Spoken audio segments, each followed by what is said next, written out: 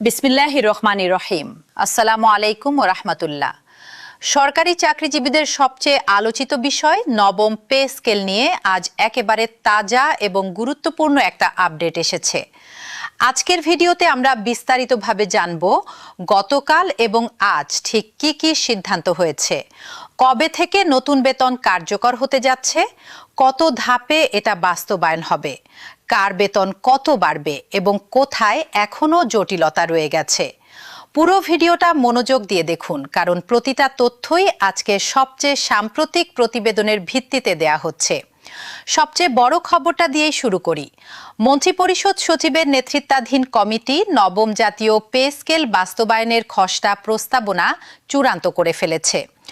গতকাল বুধবার অনুষ্ঠিত এক বৈঠকে এই প্রস্তাবনাটি মন্ত্রিসভায় উপস্থাপনের জন্য নীতিগতভাবে চূড়ান্ত করা হয়েছে।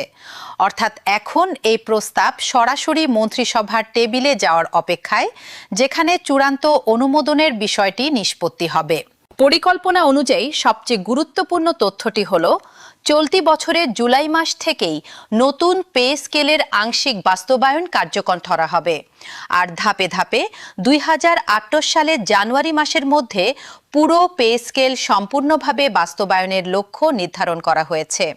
তবে ঠিক কতগুলো ধাপে এই নতুন বেতন কাঠামো কার্যকর করা হবে, সেই চূড়ান্ত সিদ্ধান্তটা মন্ত্রিসভায় নেবে। নাম প্রকাশ না করার শর্তে সচিব কমিটির একজন সদস্য গণমাধ্যমকে এই তথ্য নিশ্চিত করেছেন এবং অর্থ মন্ত্রণালয়ের একজন কর্মকর্তাও একই তথ্য জানিয়েছেন। এখন প্রশ্ন হতে পারে, এই সিদ্ধান্তের পেছনের প্রেক্ষাপট কি? জানা গেছে, গত 26শে জুলাই অর্থ বিভাগ প্রধানমন্ত্রী তারেক রহমানকে নবম পে স্কেল সম্পর্কে বিস্তারিতভাবে অবহিত করে। দুইজন জ্যেষ্ঠ সরকারি কর্মকর্তা জানিয়েছেন, সেই আলোচনার ভিত্তিতেই পরবর্তী সময়ে এই প্রস্তাবনাটি চূড়ান্ত রূপ পেয়েছে। অর্থাৎ সর্বোচ্চ পর্যায়ে সবুজ সংকেত পাওয়ার পরই আমলাতান্ত্রিক পর্যায়ে কাজ এত দ্রুত এগিয়েছে বলে ধারণা করা যায়। এবার আসা যাক নতুন বেতন কাঠামোতে আসলে কার কতটা সুবিধা হতে পারে সেই আলোচনায়। ব্রিফিং সংশ্লিষ্ট একটি সূত্র জানিয়েছে, নতুন বেতন কাঠামোতে উচ্চ গ্রেডের কর্মচারীদের তুলনায় নিম্ন গ্রেডের কর্মচারীদের বেতন তুলনামূলকভাবে বেশি বাড়ানোর পরিকল্পনা রয়েছে। এই বিষয়ে জনপ্রশাসন বিশেষজ্ঞ এবং সাবেক অতিরিক্ত সচিব ফিরোজ মিয়া একটি গুরুত্বপূর্ণ মন্তব্য করেছেন। তিনি বলেছেন, নিম্ন গ্রেডের কর্মচারীদের বেতন ধাপে ধাপে না বাড়িয়ে বরং একবারেই 100% বাড়ানো উচিত। তার মতে, উচ্চ গ্রেডের কর্মচারীদের বেতন প্রাথমিকভাবে না বাড়ালেও তেমন কোনো সমস্যা নেই, কারণ তারা বেতনের পাশাপাশি আরও অনেক ধরনের সুযোগ সুবিধা পেয়ে থাকেন।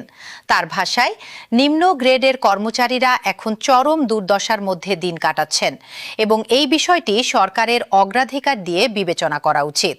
এখন একটু পেছনে ফিরে পুরো প্রেক্ষাপটটা বুঝে নেওয়া যাক, যাতে আজকের খবরটা আরো পরিষ্কারভাবে বোঝা যায়। 2015 সালে অষ্টম জাতীয় পে স্কেল কার্যকর হওয়ার পর দীর্ঘ সময় ধরে নতুন কোনো জাতীয় বেতন কাঠামো ঘোষণা করা হয়নি। এই দীর্ঘ সময়ে সরকারি চাকরিজীবীদের বেতন প্রতি বছর নির্দিষ্ট হারে সামান্য বাড়লেও বাজারে জিনিসপত্রের দাম এবং জীবনযাত্রার ব্যয় উল্লেখযোগ্য হারে বেড়ে গেছে। এই বাস্তবতা থেকেই নবম জাতীয় পে স্কেলের দাবি ক্রমশ জোরালো হতে থাকে। এই দাবির প্রেক্ষিতে 2025 সালের জুলাই মাসে নবম পে কমিশন সরকারের কাছে তাদের প্রতিবেদন জমা দেয়।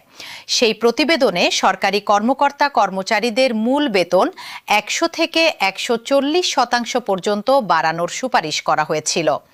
প্রস্তাব অনুযায়ী সর্বনিম্ন মূল বেতন 8,250 টাকা থেকে বাড়িয়ে 20,000 টাকা করার কথা বলা হয়েছিল, আর সর্বোচ্চ মূল বেতন 78,000 টাকা থেকে বাড়িয়ে 1,60,000 টাকা করার সুপারিশ করা হয়েছিল।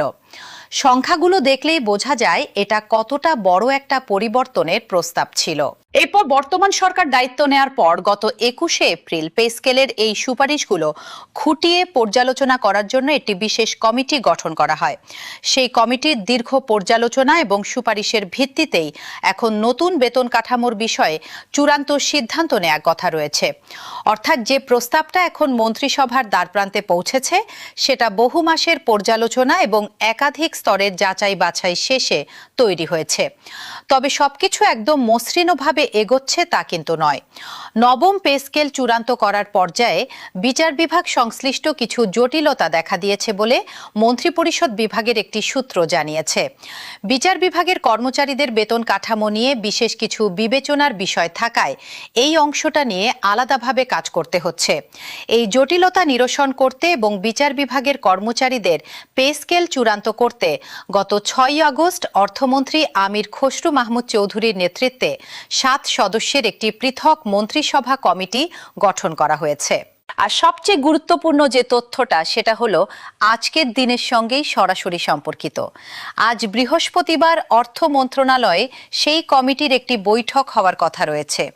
এই কমিটি তাদের সুপারিশ জমা দেওয়ার পরই চূড়ান্ত খসড়াটি মন্ত্রিসভায় আনুষ্ঠানিকভাবে উপস্থাপন করা হবে।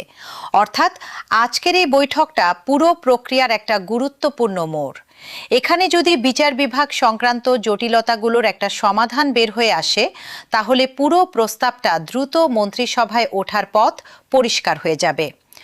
এবার আগের কিছু তথ্য একটু মনে করিয়ে দিই যাতে পুরো ছবিটা সম্পূর্ণ হয়।